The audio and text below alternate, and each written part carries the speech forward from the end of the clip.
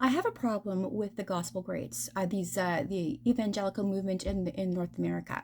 Now, Martin Luther had a problem with the papacy and their practices. So you need to remember that the Vatican was and still is ran by men wielding great power. Men who wield great power do not like to be questioned. Now, apparently, Martin Luther wrote what is referred to as the 95 Theses. Now, these are basically his opinions, his disputes with the papacy practices, which would be things like indulgences and whatnot. And he nailed these to the doors of All Saints Church.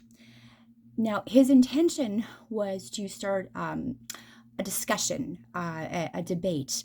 But the church, the Catholic Church, full of powerful men, in this became afraid. So, in the spirit of great fear, they refused to debate.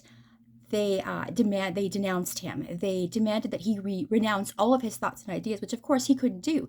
He said that he wouldn't renounce them unless they could prove their interpretations and their practices biblically and refute his biblically, which of course they couldn't do. So this was a stalemate.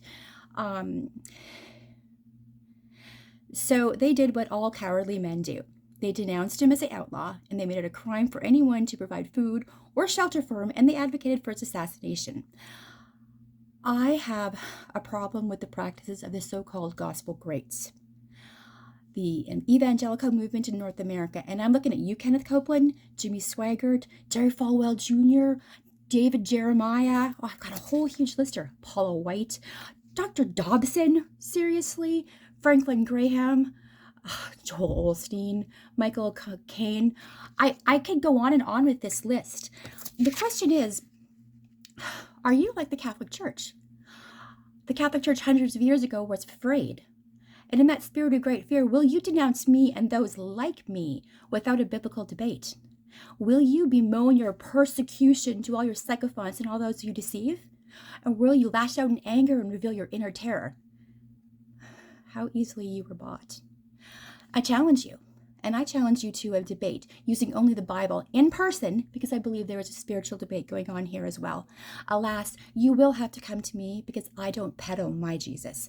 I don't extort and swindle millions from widows and people looking for help. So you will have to come here. What will you do? Are you going to continue the way you are? What all these vain, puffed up people do who are blind and deceived? Or will you look in the mirror and see your own decay?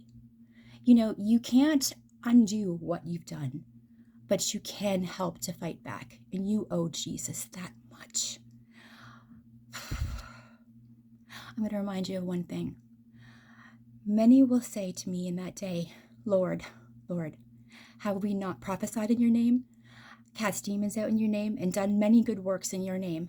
And I will declare to them, I never knew you. Depart from me, you who practice lawlessness. This is found in Matthew 7:21-23. And there's still time. And this is my challenge. What will you